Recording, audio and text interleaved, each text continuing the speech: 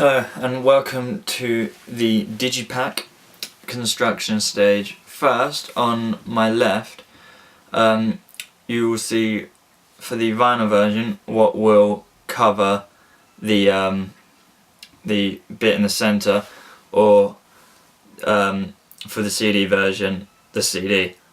To actually make a perfect and exact circle like I've done, I had to download a template off of the internet through Adobe Reader, then move it into Photoshop, and the blue and pink lines, which is the exact size, and the bleed size lines, I had to use the magic wand tool and then move them onto an upper layer so I could see them over the image, and that way I would get the perfect circle, because you can't, it's pretty much impossible to make that on Photoshop. Underneath that you see the you'll see the designs for the front and the some of the designs in the construction, or the construction in the designs for the front and back of digipaks. I have put 8 there, starting from the first and going down to the very last one in the bottom left, or your right. Yeah, you're right. But my left. And the first one is very simple. It was very black, and just black, white and red, very simple. It's got the logo and the barcode, and a little, I thought it'd be nice because it's like, iPhones in these days, and I've seen this on a few albums, a little scanner so you can scan it and it will come up in iTunes with the album. Oh, that's what it is meant to do. The first one was very minimalist. I was just going to run with that one, but I decided in the end that I didn't want to do that, so I took a picture on a medium format camera, which I will place somewhere on this page, and mirrored it, and to do this, to make it look good, you have to have a point of focus, a center point. So here it is going up on a hill, and there's a tree going up there. I mirrored it so the tree is in the middle each time, and so is the hill, and it comes up 2 images there and 2 underneath it, so it's mirrored and it's reflected.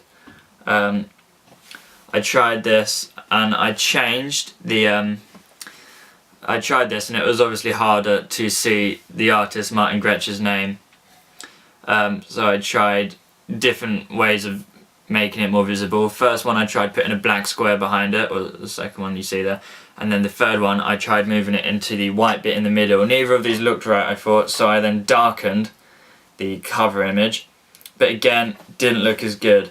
So what I did the next time is I brightened it up again. I played with the darknesses and brightnesses and trying to make the words stand out more than the other ones, as you can see. I then decided to use the darkened image of the front cover for the back cover, and that way you can see all the words and it relates, but you can't quite tell what it is, but you can see light seeping through trees. So it's a completely different image, just originated from the same one and placed in the back, which is, albums have similar images on the front and the backs all the time, and like for example this Roots Maneuver album, same front image, same back image, just different writing. The next one, again playing with the fonts on the front, I just kind of, instead of using a black square, I used a brush, and I made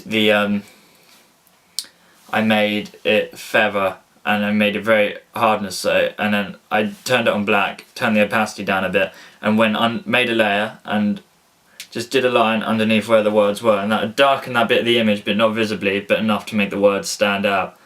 Underneath that is the final front cover, back cover, and the left inside image and right inside image for them.